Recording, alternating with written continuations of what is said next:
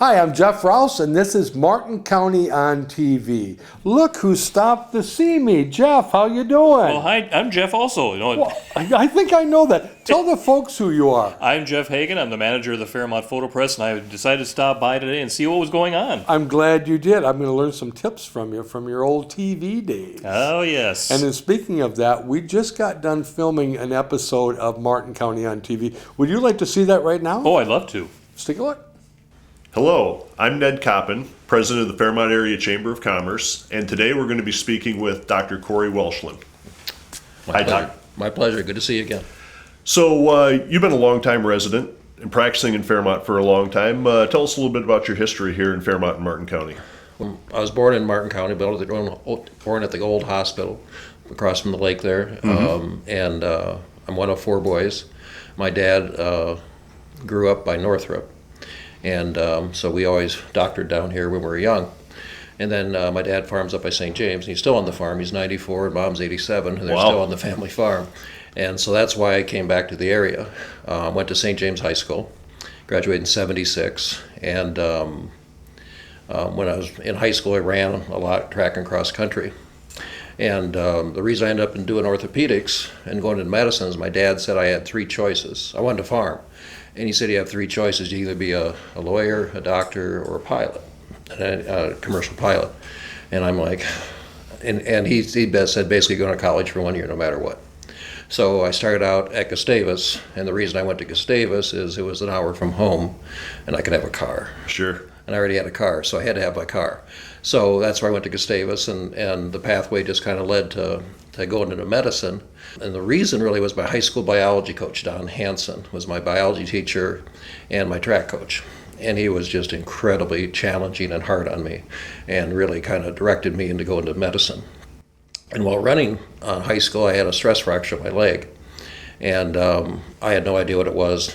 My family doc didn't, chiropractors didn't, nobody knew what it was, because it's kind of a new thing back in the 70s. Nobody really talked about stress fractures. And I ended up going to a doctor, and he got an x-ray, and he thought it was a tumor on my tibia, my lower leg bone, and put me on crutches. And then my dad said, that's ridiculous. and he's a farmer, he knew what he was talking about. He delivered calves. So anyway, so he sent me to an orthopedic surgeon in Mankato. And it was either Dr. Lippman or Swanson, one of those two guys. And they said, no, you had a stress fracture, the bone broke, that bump of bone is you healing. And I'm like, really? And so it was very nice that they help people in that manner. Sure. And so I think that kind of led me down the orthopedic path. Light bulb went off. Yeah, and it kind of stayed with me. And so when I got into medical school and I got to my residency, going toward residency, I still wanted to be a family doc. And then one of my friends said, you got to hang out with the orthopedic guys and see what you think. And so I started hanging out with orthopedic guys. This is in Flint, Michigan, with the residents. And I'm like, this makes perfect sense to me. You see somebody, you see a problem, you fix a problem, and you see some more people. And you're not, doing the chronic care thing, Sure. Which is great. And I think wonderful that primary care people do that. But my skills just seem to be in the orthopedic realm and surgery and helping people from a sports medicine and reconstructive process. There's a general surgeon in Michigan named Dr. Sosi. And Dr. Sosi, I asked him when I was an intern. So I was just right out of medical school. I said, how do you know what to go into? And he says, go into something where you help people. And if you can help older people, they'll always thank you. And I'm like, that's ridiculous. Has it worked out? It's so simple. And it's exactly right. I mean, older people are so thankful. Athletes are too, and everybody is. But older people, if you can help them explain something, it's very, very helpful. Gratifying too. Yeah, it is. And so when I got within 2 years being done with my residency, I started looking at coming back home from Michigan. And I came to Fairmont because it was home area. And Dr. John Holstein was instrumental in encouraging me to come back. And the hospital gave me basically an interest-free loan, a guaranteed loan to allow me to come back and start my practice. So I started my practice at the hospital. And I was there for, I think it was 8 years, and then Mayo came in and bought the hospital and the clinic group. And so then we had to do something different. And then that old Pomida building that we knocked down and made Victoria State Crossing, the lawyers and the dentist and myself got a group together and built the first building. And that's how you landed there. That's how I landed there. And then built our surgery center and put in our MRI scan. And then after that, we expanded to the point of volume that I needed to build a 2-story building behind Slumberland. Yeah. Yeah. Well, that's a pretty good story. Yeah, it is. It's kind of fun to look back at. It'll be 30 years this summer, which is just ridiculous. It's a long time. And the sad thing, when you turn 60, I'm 61, then everybody says, when are you going to quit? And I'm like, I like what I do. I enjoy what I do. Well, if I stopped practicing medicine, then I would only worry about golf, and I'm not good enough at golf to worry about just golf. So medicine, it keeps me out of that depressive mode. It's a good choice. Yeah, I think so. So that's the history. You want to tell us a little bit about your business, Center for Specialty Care? Yeah, we started out as Fairmont Orthopedics and Sports I Medicine. remember that. And we did that, and only that name, because I wanted to be incorporated, and that's what the tax people and lawyers said, that's how you should do it. So I did that, and then we started going to our Blue Earth office, and Blue Earth people didn't like going to Fairmont Orthopedics, and so in Blue Earth, and so then we changed it to Center for Orthopedics and Sports Medicine, and it was that way for a few years. Then we had a practice in New Ulm when Dr. Garski was with me, and a couple other towns, and then I had an opportunity to employ a couple general surgeons and internal medicine doctors, and people asked me for many years, are you going to go into primary care ever? And so we started having primary care clinicians, and so Fairmont Orthopedics didn't ring a bell very well with all the other things we were doing. Right. So then we switched to Center for Specialty Care, and that's been a pretty good switch for us. Right out there on Highway 15 and Victoria Street. Yep. Right at the intersection. Yeah. So give us a quick rundown or an overview of the services that you guys offer. Yeah, in primary care, we do outpatient wellness stuff. We do a lot of women's health stuff. We have 2 nurse practitioners that are trained in that. I have a primary care doctor that we've agreed to terms. He's going to start in a couple of months, a young guy right out of training. He'll be That's wonderful. Great. And so we'll have 3 primary care people then. The primary care people do an allergy program, which is only one in town.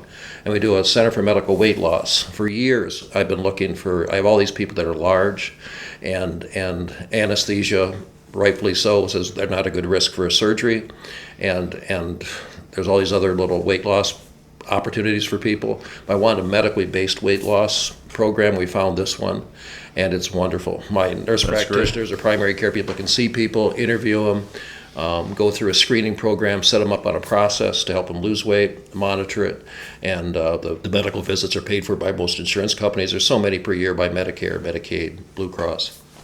We have all that figured out, so we can see those people and help them out and help them lose weight. We got people down 50, 60 pounds from doing the program. And when I interviewed different programs and looked, one guy out east, he quit doing primary care medicine. He said, I just do weight loss. My people love me. I love taking care of them. And I said, how many people have you sent off for bariatric surgery? He goes, 0. I've taken care of thousands. And if people follow our program, they don't need a bariatric surgery. I'm like, that is powerful stuff. That's a good story. Yeah. So we do the Center for Medical Weight Loss. We have an allergy program we do for people with environmental allergies, molds and mildew and mites and things like that. My own son had this throat thing going on forever, and we figured out he had mites, a mite allergy and a dog allergy, and all went away. From an orthopedic standpoint, Dr. Haas, Jonathan Haas, joined me about a year ago.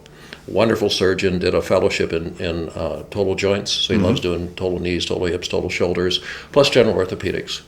And he's been with me about a year, does a nice job, very nice gentleman, very talented surgeon. And so we're the orthopedic group, people, him and myself.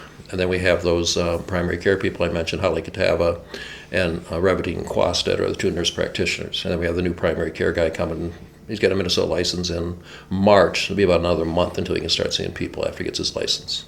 And then we have a pain doctor, Dr. Faltez, who comes down from the Twin Cities. And he's an anesthesiologist that did a fellowship in pain or injections of people. Mm-hmm. Wonderful, wonderful, talented gentleman, very nice to people, and very, very good at what he does. And so he gives people injections for chronic pain of their neck or back or other places. He'll come in and once or twice a month and do 15 or 20 injections plus 2 consults, which is a great adjunct for the Fairmont area. So we bring people in from 50, 60 miles to see him.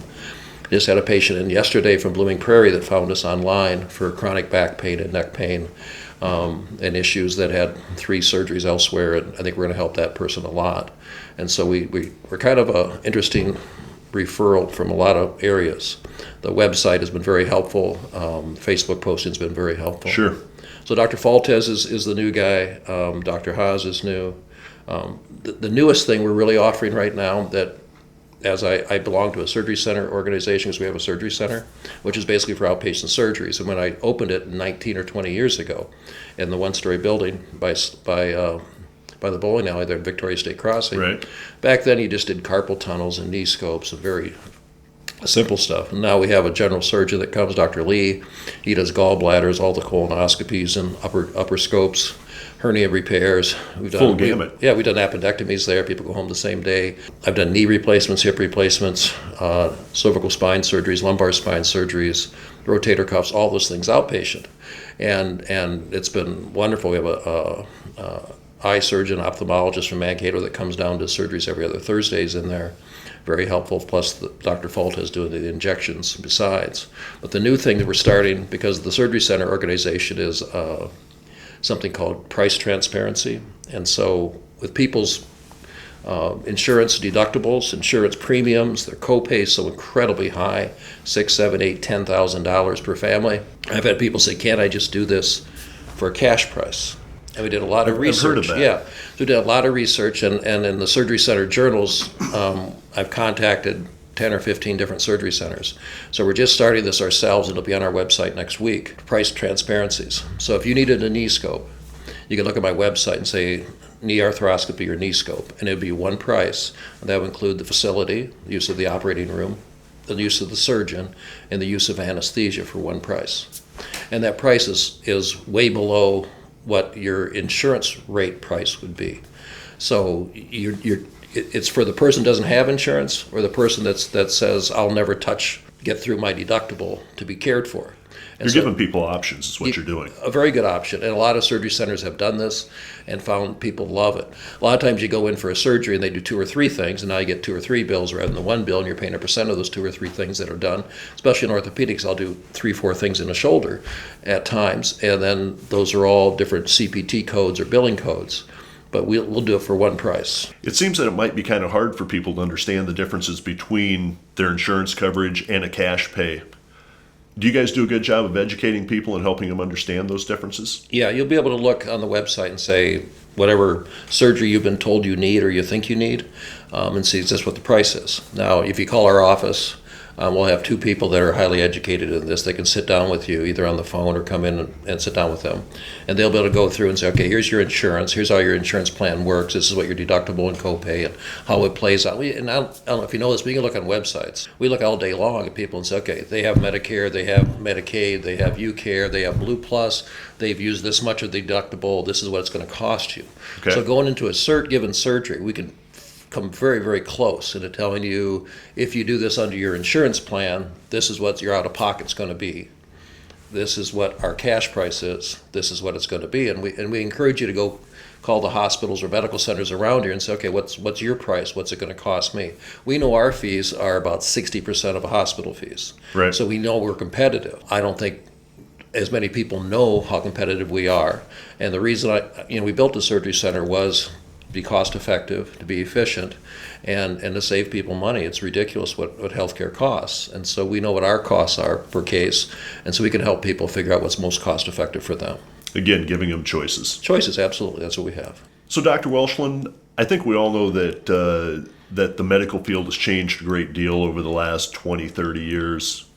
Maybe tell us a little bit about how your practice has changed briefly, but more importantly, where do you see yourself going in the future? It has changed a lot, and it used to be really easy to do it. When I was in Michigan training, people used to come in and say, do my carpal tunnel surgery next week or 2 weeks from now. We go, why? He goes, deer hunting season started. I can take 6 weeks off and go deer hunting. And it cost them $50. Their copay was $50. And so they were like, whatever. I got time off, I got this disability, short-term disability I can have done whenever I want. A lot of people tended to think that way. Now everybody's like, what's it going to cost? What's it going to cost? How does it affect me? And I bet on a weekly basis, I see 5 or 10 people like, well, I'd love to do that, but. Well, now I think we have a reasonable opportunity for people to say, okay, yeah, that makes sense. I can do that. We can figure out a payment plan and get that done for you. And that's great because being hurt, living with pain, That's a hard way to live. Yeah, and the other thing that's really changed, and where the healthcare is going. When I came to town, I started doing joint replacements on people. I've done 4,000 or 5,000 joint replacements. People used to say, "I'll be here 2 weeks, right?" And I'm like, "No, you'll be here 3 or 4 or 5 days," and it's hard to get them out in a week. Right. And people were used to, and not that anybody did it wrong, people were used to laying in bed for 4 or 5 days before they moved. And I'm like, no, you're going to get blood clots, you're going to get pneumonia, you can't lay around. But that's kind of like the old dogma of what you did with joint replacements and spine surgeries and things. And now, I do hip replacements in my surgery center. People are home 6 hours later. Knee replacements, 6 hours later, they're home. And I tell people, you can control your pain. You can have your glass of water, and you can have a snack, and you can have your bottle of pain pills and your remote on your lap, and you can control where you're at. We do great post-op pain blocks that help people. Medicare every year will throw in another 5 or 10 surgeries that you can do orthopedically outpatient. And so last year they allowed knee replacements to be done outpatient at a hospital facility. In 2020, now you can do knee replacements at a surgery center outpatient and send people home under Medicare. That's a big change. Hips now this year are being done outpatient at a hospital, can go home the same day. And then next year they'll probably be released to be done at a surgery center outpatient. And I've done people, I had a patient from Wyndham, a young lady, she was Medicare, and she wanted me to do an anterior hip replacement. And I couldn't get her done at the hospitals during December because it's a crunch month. And she goes, "Can you do it at your surgery center?" I said, "Yeah," because I'd done it before. So we did one hip outpatient at the surgery center. She went back to teaching. She's an older lady that teaches. And did it for a cash price. And the next year she came back and said, "Do my other hip during Christmas." I said, "Well, we can get you at the hospital." She goes, No. I want it done right here because it was great. I went home the same day. I was comfortable. It was wonderful. And her husband got to go to Edie's and have breakfast while she had both her hips done. She was thrilled. He was thrilled. It was a good deal. So I think the outpatient surgery thing is going to continue to grow and grow and grow. And that's just where it's gone. And I think it's incredibly safe. The anesthesia is good. Infection rates are low. Care is great. So I think that's a big opportunity. We'll continue to grow in primary care because there's a need for that in the area. Good outpatient primary care is always of great value. The one thing I forgot to tell you we offer now that we didn't used to is stem cell and PRP injections for arthritis. Really? And we do a fair amount of those, and it really, really helps people. And the studies are showing it's really cost effective for people. So somebody 45 or 50, rather than replacing their knee, you can help, or hip, you can really help them, make them very comfortable with these injections that are their own tissue, spun down, and then injected back into the respective joint. If somebody needs more information about Center for Specialty Care and the services that you offer, where would they go? We have a website, centerforspecialtycare.com, and that flows to a couple different people if you email us a question, want an appointment, those type of things. My son Carter joined me about 1.5 years ago. He's my social media guy, my website guy. He did a marketing degree at St. Thomas, which broke my heart because I wanted him to go to Gustavus, but he chose St. Thomas. Anyway, he's my marketing guy, social media guy. So he does our Facebook, he does our Instagram, Twitter stuff, he does our website design, adds and takes things off the website as necessary. And then also he does a lot of what are called e-blasts. So Okay. we have a database of patients that are past patients or businesses or coaches and things like that. And we send them an e-blast on new things we're doing or things we're offering. That's terrific. It sounds like you've got a great staff. You've got a lot of great things going on, and thanks for 30 years in the community, 30 years of service, Getting 30 years close. of practice. Yeah. That's fantastic. It's good fun. Thank you, Dr. Welchlin. Thank you. My pleasure.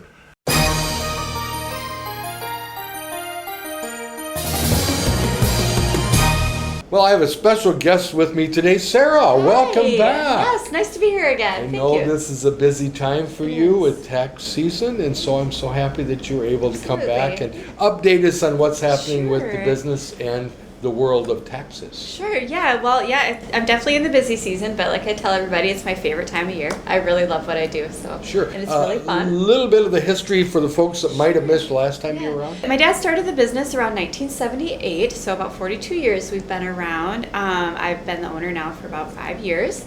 We are located in an old post office building, so there's a lot of history there. An incredible building. Yeah, Man, yeah. your dad and your family did an incredible job with Thank that. you. What an asset to our community. Yeah, we actually just changed the pictures up there so you can see more Fairmont Oh, how history. fun. Yeah, so anybody can come down and check it out. But Yeah, we enjoyed keeping up our work with doing tax returns and payroll information and working with farmers and their planning throughout the year. What would you say, what your favorite part of what you do? Okay. My favorite part is actually just sitting down with people and hearing their story. Okay. I love my client appointments when they come in, and the older ones I get to hear how they got to where they are, and the younger ones I get to hear about where they want to be. Their plans? Yeah, their plans, and it's just really great to hear everybody's input about why they're in Fairmont, what brought them here, why they left but still come back all the time, and Well, and your tax person is going to know in a few minutes what all about your life too. Right. So I'm sure they're more than happy to share the whole story. Absolutely, and That's right. sometimes sharing that story helps me figure out how I can save them more money with taxes. Absolutely. So, yeah. Uh-huh. What things are you working on this spring Mm-hmm. that would help people that want to get their taxes done? I'm assuming it's not too late to No. contact you for a new person who might Oh, not be absolutely. with you. We're always taking new clients on. That's fine. But please don't call on April 14th, of course. I will happily help you file an extension at that point. But absolutely, we're still taking new ones. And I guess the new thing this year is the new W-4s and making sure those are filled out correctly. You're not required to fill out a new one unless you start a new job, but that's just to align with the new tax laws. Is there quite a few changes this year in comparison? There's or is there not. always a lot of changes? So in comparison to last year, which was a complete overhaul, the most in 30 years, Sure. there is not a lot of new changes, just some new interpretations of the tax laws, and a lot of them have been in the taxpayer's favor. Okay. Minnesota has aligned with the federal standard deduction, which actually is working in the favor of most clients, and Good. Minnesota needs to help people out a little bit more with That's taxes. awesome. So yeah, a lot more people are taking advantage of the 529 credit, and you have till April 15th to participate with that. What is that? Just- So the 529 is a college savings plan for, it doesn't even have to be a dependent, but usually people start them for their children. Oh, sure. And so if you put money into it, Minnesota offers a credit for that, and it can be between Awesome. $500 and $3,000. So Wow. yeah, so it can be Substantial. substantial. Another piece people don't think about is, a lot less people are itemizing now. The standard deduction is now $24,400 for a married couple. You could still get a credit on Minnesota for charitable deductions, so you should still give to your charities like you normally would, and Minnesota will give you a subtraction. How does that affect a business with the $24,000? They can still use their deductions if it's more than that? Oh, I'm there's talking no about basic stuff. there's no changes with business Okay. deductions. Yep, they're all the same. The only thing they took away, and it was kind of actually pretty significant in 2018, was entertainment deductions. Oh, You can't take your clients to sporting events and deduct it all anymore. I know. So that was a major change for 2018. So we've kind of had to do some different tax planning things Sure. with that piece. But sure. It must be a constant keeping up with It the is. changes. And I get a thick book every oh, year. my goodness. Yep, it's my Friday night reading material. Very exciting. Yep. Yes. Very exciting. Very Yeah. cool. Yeah. Well, Sarah, we've, as you know, there's been a television show in Martin County for the last 25 years. Yeah. And as you've seen, I'm sure, we do a segment that we call Martin County Flashback. So why don't we go to one of those right Okay. now? Sounds great. Martin County on TV Flashback. Hi, this is Bonnie with Hometown Focus, and today have I got an interview. This is something I've been working on for some time. We all know Steve Pierce as County Commissioner, CPA, but what I think is cool is he owns the post office. And how many times have you driven by lately and looked in and saw, God, I wonder what's going on in there. Today we're going to have a look-see.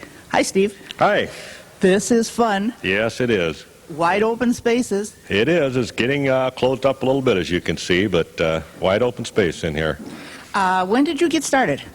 I purchased this almost a year ago, and then, of course, last summer and fall, I did a lot of work myself, kind of fiddled around and did a lot of things, and then actual work by the contractor started the week of Christmas. Okay. Love the floor. I remember that. You remember Not the too floor. many other parts, except Yeah. I missed the boxes. Oh, they didn't. They took all the boxes. They didn't even leave me the mail slot, which used to be right behind you here, the brass mail slot. I thought maybe that would stay. Yes, the floor is staying, and I'll be able to see up, but you notice that nice skylight above it. How many people knew that was Beautiful. up there? Oh, beautiful. Yep. Just how much would that cost to put that in there if you didn't have it? It would be just I a know lot. what it cost to replace the top, but Steve, do you have trouble getting your mail here?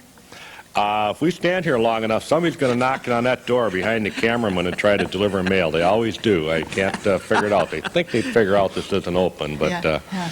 Well, and then it's curious. People want to see what's going on. Many times I walked by here and looked in and thought, oh, Steve, what is happening in there? Today we kind of see. This is all going to be offices? yes, it is.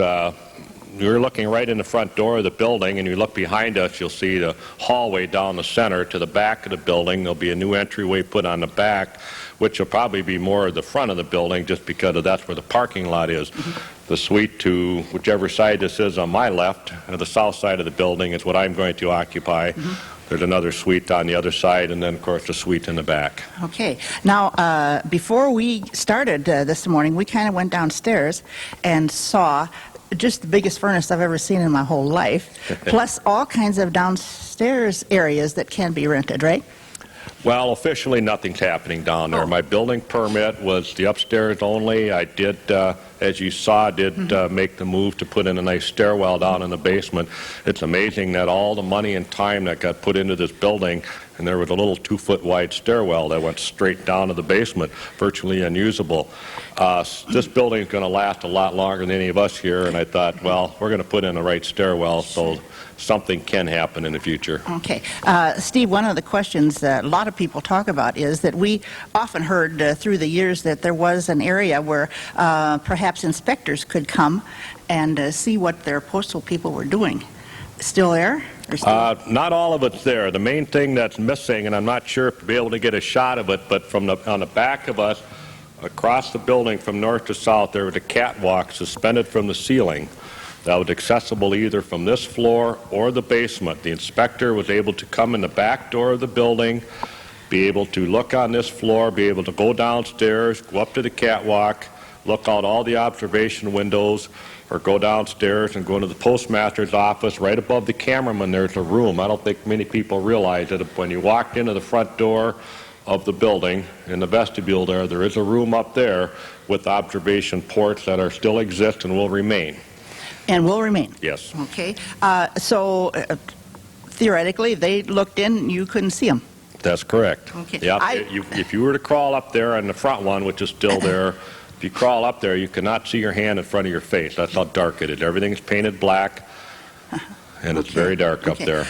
One thing, Steve, that really amazes me is that just coming in here and seeing the mailboxes and seeing the people there wanting to sell us the stamps, I didn't realize it was so big. That is a comment that's been made quite a bit, that didn't realize how open it was back here. This is a steel structure with the brick building on top of it. And so it's all, other than the steel posts that go up, it's clear span. It is quite big back here. And just well lighted. Of course, the skylight's gorgeous, and that's staying. 12-foot windows there, they let in a fair amount of light too, and that skylight will shine into both the center, as you can see, and then also the suites on either side. So. Okay. Well, I think this is just a kick coming in here and seeing this. I wanted to, but I haven't called you till now. Perhaps when you have people, or you get settled, you'd let me come back. Yes, and it's a full intention that this will be accessible to the public. And you saw some of the things in the back and in the basement, and with the boiler and the rooms downstairs. It is my intention to make that accessible as people are able to walk around. We're getting a little bit of a historic district. As they come to see the Opera House, the museum, the church, the Chubb House, they can put this on their tour. Certainly. Well, I'm just thrilled with this. Thanks, Steve. You're welcome. Really Thanks for having me. appreciate I'm it. glad to do Oh, I just think we're going to get comments upon comment. Thanks a lot. Good.